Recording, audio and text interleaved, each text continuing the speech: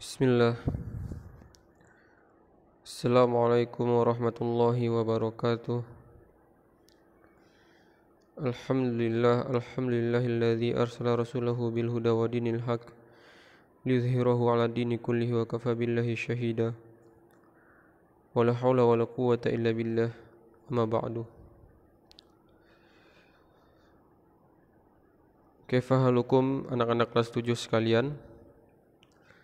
Alhamdulillah kita telah melaksanakan PTS ya, ujian tengah semester ya, atau ujian mid semester. Insyaallah anak-anak pada pertemuan kali ini kita akan membahas sedikit ya materi pembelajaran kita, dan insyaallah juga 2 pekan lagi kita akan bertatap muka ya. Ya, langsung saja anak-anak dibuka bukunya. Insyaallah pada pertemuan kali ini kita akan membahas tentang pembagian tauhid. Dibuka halaman 55. Lihat di sana, di halaman 55 ada pembagian tauhid. Sebelum kita masuk pembahasan apa itu tauhid, karena kita udah sering lihat tauhid tapi kita belum mendefinisikan atau belum memberi pengertian apa itu tauhid ya. Tauhid itu kalau dalam bahasa, secara bahasa gitu ya, dalam fil lughah, dalam bahasa itu artinya membuat seolah itu jadi satu gitu. Wahada syai'a, membuat sesuatu menjadi satu. Menjadikan satu, ja'alahu wahidan, menjadikan sesuatu itu satu gitu. Jadi enggak ada yang lain. Kalau dalam syariat artinya itu ifradullah subhanahu bima yakhtassu bihi minar rububiyah wal uluhiyah wal asma was sifat, yaitu mengesahkan Allah. Ifrad itu bisa juga artinya mengesahkan, sama dengan wahada yuwahidu, terus tauhidan, dari situ kata tauhid diambil. Mengesahkan Allah subhanahu wa ta'ala dengan apa-apa yang menjadi yakhtassu, kekhususan Allah dari rububiyah, kemudian uluhiyah dan asma wa sifat. Lihat anak-anak tuh, tauhid ada 3 macam ya. Itu pengertiannya maksud di situ. Jadi tauhid itu artinya mengesahkan Allah dalam apa-apa yang menjadi kekhususan Allah, dari tauhid rububiyah, tauhid uluhiyah, dan tauhid asma wa sifat. Itu tauhid ada 3 macam. 3 macam tadi udah kita di dalam pengertian tadi ya. Tauhid rububiyah, tauhid uluhiyah, tauhid asma wa sifat. Kemudian kita langsung membahas tentang tauhid rububiyah. Silakan dibuka bukunya, dilihat bukunya. Pembagian tauhid. Tauhid itu ada 3 bagian. Pertama tauhid rububiyah. Yang pertama tauhid rububiyah, yaitu mengesahkan Allah azza wajal dalam penciptaan, kekuasaan, dan pengaturan. Kalau di dalam bahasa Arabnya ifradullah azza wajal bil khalqi wal mulk wat tadbir. Khalq itu penciptaan, al mulk itu kekuasaan, wat tadbir dan pengaturan, yang mengatur. Kemudian dalilnya Allahu khaliqu kulli syai'in, ini yang untuk khalaq, untuk penciptaan. Allah adalah penciptaan segala sesuatu. Kemudian dalilnya lagi setelahnya, lihat anak-anak di buku, bukan di layar. Hal min khalqin ghairullah yarzuqukum minas sama'i wal ard. Ini juga tentang penciptaan. Dalil tentang Allah yang menciptakan. Kemudian Dalil tentang kekuasaan dilihat kalau di buku nggak ada ya dalil tentang kekuasaan. Walillahi mulkul samawati wal ard itu yang setelahnya itu tabarakalladzi biyadihil mulk wa huwa ala kulli syai'in qadir. Ini dalil tentang kekuasaan. Setelahnya dalil yang paling terakhir di bawah di halaman 55, lihat di Al-A'raf ayat 54, alalahu khalqu wal amru tabarakallahu rabbul alamin. Ini juga dalil tentang penciptaan Allah, tentang Allah yang menciptakan. Itu sedikit tentang tauhid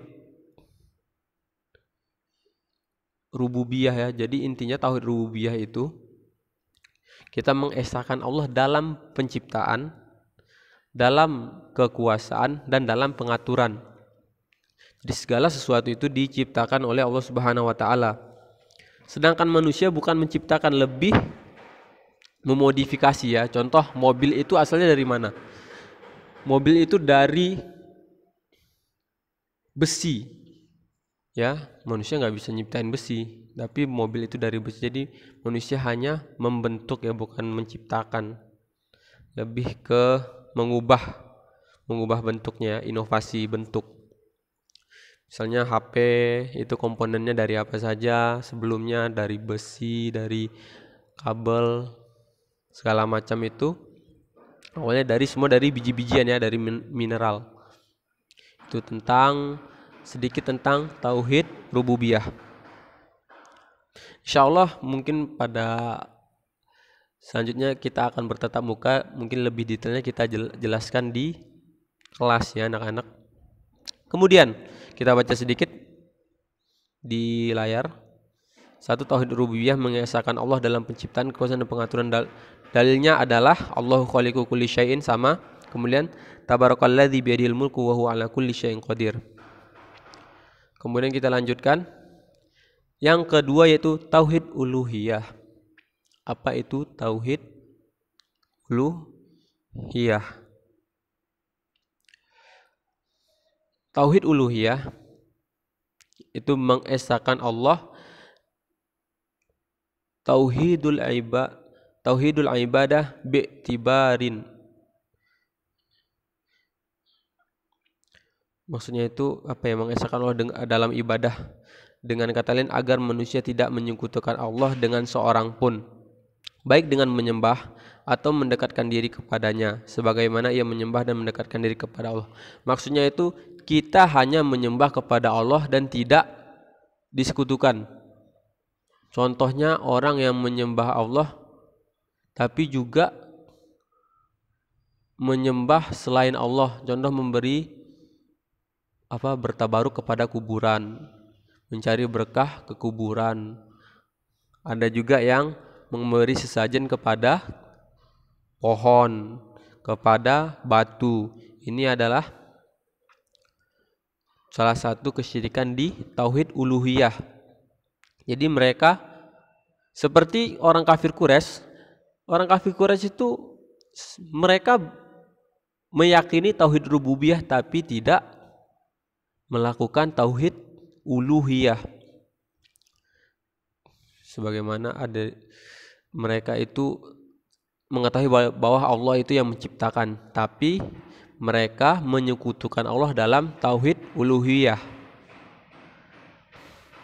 Sebagaimana dulu di Mekah ada patung Lata, Uzza ya. Terus Manat, itu adalah berhala-berhala ya yang mereka sembah. Jadi mereka menyekutukan Allah dalam beribadah di dalam tauhid uluhiyah. Intinya tauhid uluhiyah itu adalah peribadahan kita kepada Allah. Sedangkan tauhid rububiyah itu adalah mengesahkan Allah dalam penciptaan, dalam kekuasaan Allah itu ya. Dan ini semuanya rata-rata orang meyakini gitu kalau Allah yang menciptakan. Ya, itu sedikit tentang tauhid uluhiyah. Itu tauhid tentang ibadah kepada Allah. Tidak boleh menyekutukan Allah dalam peribadahan, baik itu menyekutukan Allah dengan malaikat maupun dengan nabi atau para rasul sekalian. Tidak boleh sama sekali, karena ibadah hanya milik Allah Subhanahu wa taala.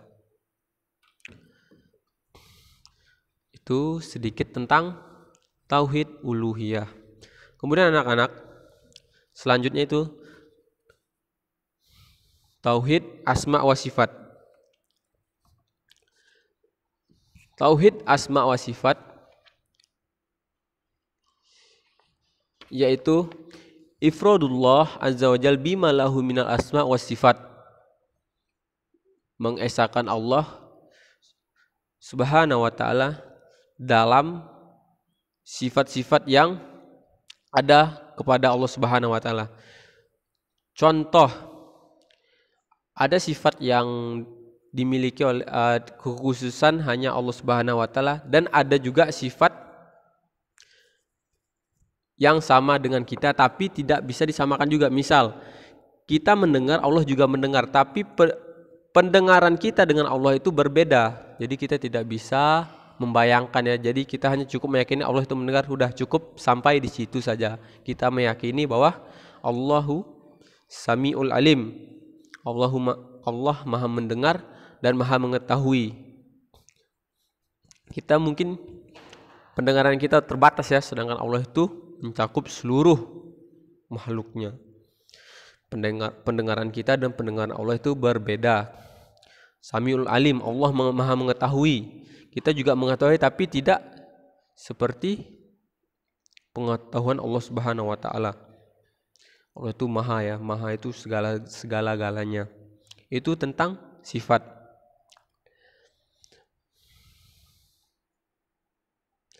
Dan tentang tauhid asma wa sifat ini cukup panjang pembahasannya anak-anak.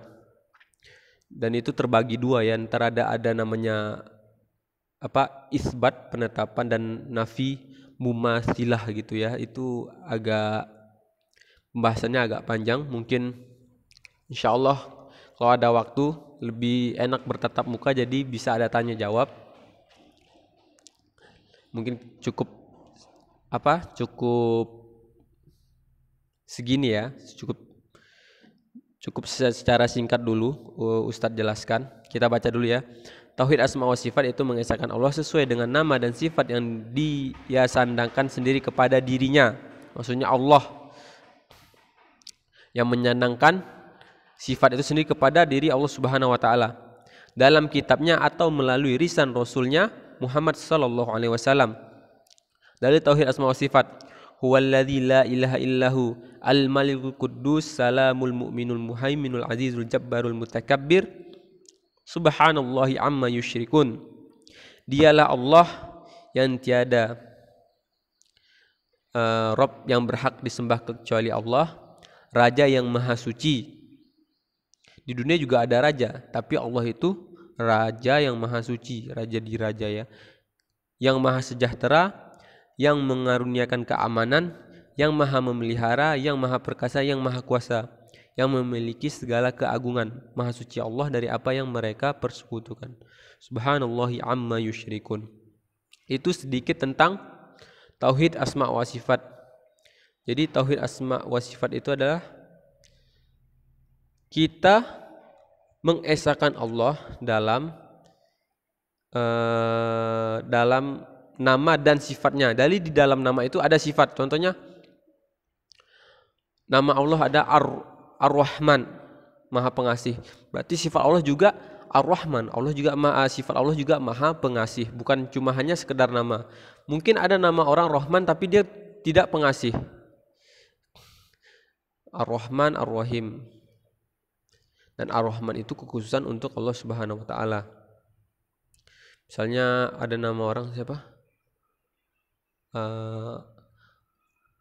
Abdul Razak, hamba yang maha pemberi. Maksudnya Abdul Razak itu hamba yang maha pemberi. Tapi dia pelit, tidak sesuai dengan nama. Ya, sedangkan Allah nama dan sifat Allah sesuai gitu. Allahu Razzaq, Allah Maha Pemberi. Ya, nama Razzaq nama Allah gitu. Allahu Razzaq. Nama-nama Allah ada, dan nama-nama Allah itu bukan hanya 99, tapi itu yang di hadis itu yang dianjurkan untuk kita apa? Untuk kita pelajari gitu ya, yang di hadis yang 99 yang biasa yang ada di Al-Qur'an itu, lihat di kulitnya itu, di covernya itu kan ada 99, itu bukan sebatas itu saja. Jadi nama Allah itu bukan hanya 99. Itu sedikit ya tentang faidah ya. Jadi nama Allah itu bukan hanya 99, tapi itu yang ada di hadis yang disuruh pelajari oleh Nabi Muhammad SAW. Apa kata Rasulullah? Nama Allah itu ada 99, 100 kurang 1. Man ahsoha dakhalal jannah gitu ya. Man ahfadha atau man ahsoha gitu. Wallahu alam. Barang siapa yang menjaganya atau menghafalnya, maksudnya itu mempelajarinya, maka masuk surga. Itu sedikit tentang pembagian tauhid. Yang pertama itu apa? Tauhid rububiyah, kemudian tauhid uluhiyah, kemudian tauhid asma wa sifat. Mungkin sekian ya anak-anak dari Ustadz. Kalau ada kata-kata yang salah, Ustadz mohon maaf. Kita akhiri dengan doa kafaratul majelis. Subhanakallahumma wa bihamdika asyhadu an la ilaha illa anta astaghfiruka wa atubu ilaik. Assalamualaikum warahmatullahi wabarakatuh.